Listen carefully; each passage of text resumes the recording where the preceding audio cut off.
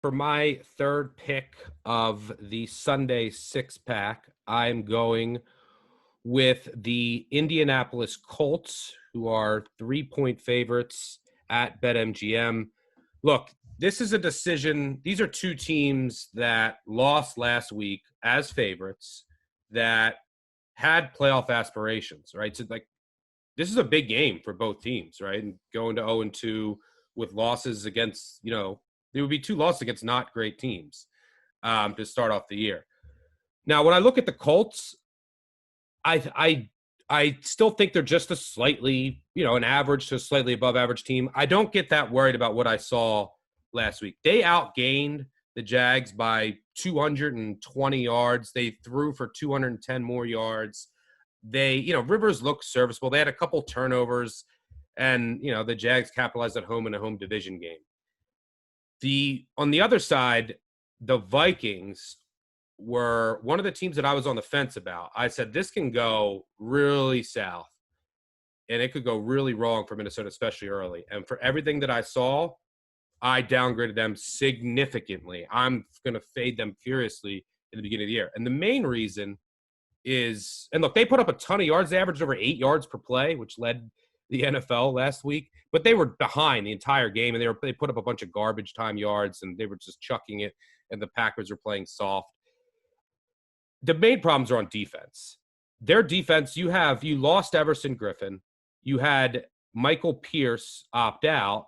Now you have Danielle Hunter on IR. You have Ngakoue, who you signed, who wasn't even playing in the second half. He's still dealing with an injury. He's still not up to speed on the defense. And Zimmer said as much. It's a complex defense.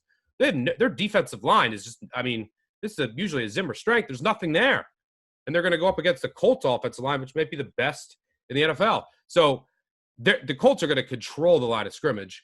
They're going to be able to run the ball.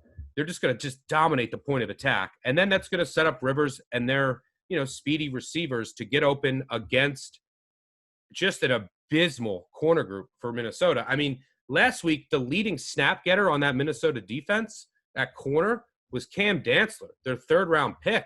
Mike Hughes was playing nickel. He's supposed to be the guy this year. Holton Hill had a 29 PFF rating, got absolutely shredded. So, I know that they were going against Aaron Rodgers. They're going against Devonta Adams. But the Green Bay offense isn't all of a sudden the Chiefs. This is pretty much the same offense as it was last year, right? Like, we're not all of a sudden saying Green Bay is the best offense we've ever seen all of a sudden. We were saying all offseason they didn't do anything to improve their offense. So, and I get Devonta Adams, one of the best receivers in the NFL. But they got torched. Their corners were awful. So I think that the Colts are going to be able to move the ball. They're going to be able to run the ball. It's going to set up play action. They're going to be heavy 11 personnel. And the Vikings just don't have corners right now. Maybe, Dantzler and their first-round draft pick, glad he can get in there eventually and do something, but it's going to take time. The other side of the ball, I think that the Colts will also have an advantage up front, their front seven versus a Minnesota offensive line that still just has a lot of questions. And there's still only one real wide receiver you have to worry about, and he's a good one, in Adam Thielen. And I said this before the year. I said Xavier Rhodes is done. And if you looked at last week, yeah, he's done. He gave up pass interference. He gave a touchdown. He gave up 150 quarterback rating when targeted. They're going to be in a lot of zone. They're going to give him help. The one thing that gives me hope for this week is that Xavier Rhodes practiced against Adam Thielen for 7 years. Adam Thielen thanks him for becoming the receiver that he became. When there's a receiver and corner that practice together for a very long time and they're very familiar with each other's tendencies, I tend to give the edge when they face each other to the corner. So he's very familiar with what the Vikings want to do on offense. He's very familiar with what Thielen wants to do. I'm sure they're still going to give him help on that side. And they're going to be in a lot of zone. But I just think the battle in the trenches is going to go all the Colts' way. I think this Vikings team's in trouble. I'm looking to fade them early. So I downgraded them significantly. I like anything -3 or lower. I also have a small play on the under 48.5. These two teams, the Vikings gave up 1 million points last week. But if you look at both teams, their pace, they were both slow. And they both just want to run the ball. And now they're both 0-1. You can expect heavy rush game plans from both teams.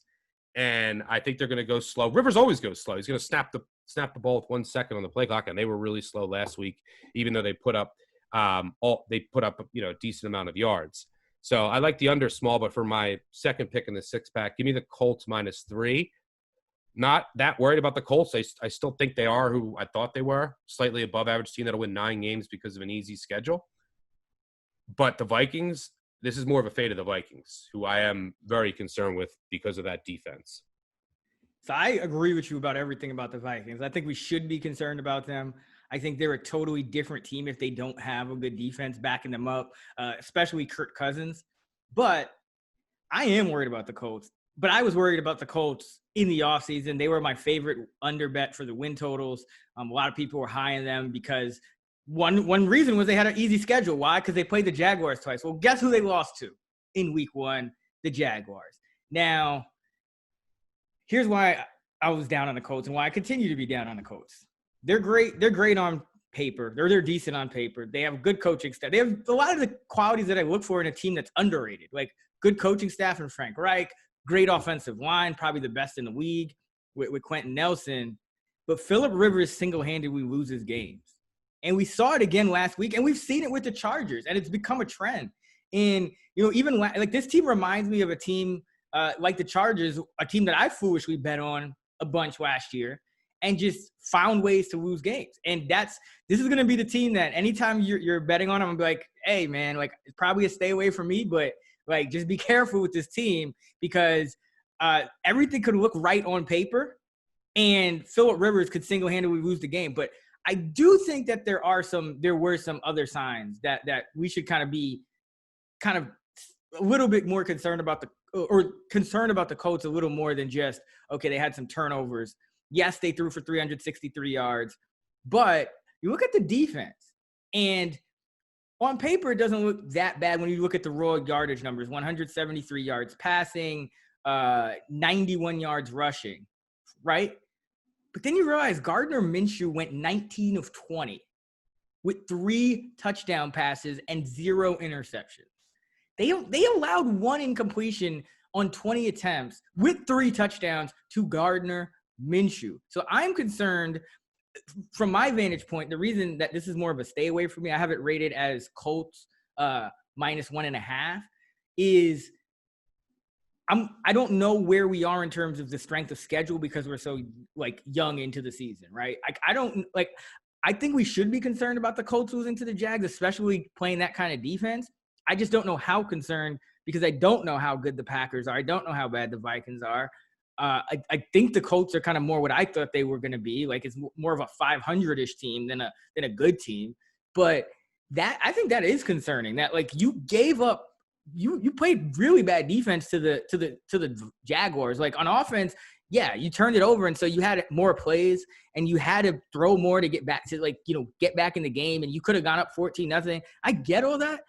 But how do you allow Gardner Minshew to throw 3 touchdowns and 1 incompletion? Like that to me is concerning because then you look at a guy like Kirk Cousins who is, up and down, not the greatest, but he's a guy, this is his time. 1 p.m. Eastern Cousins, 35-19, 65% against the spread. Like Kirk Cousins gets up in the morning and gets ready for these 1 p.m. games.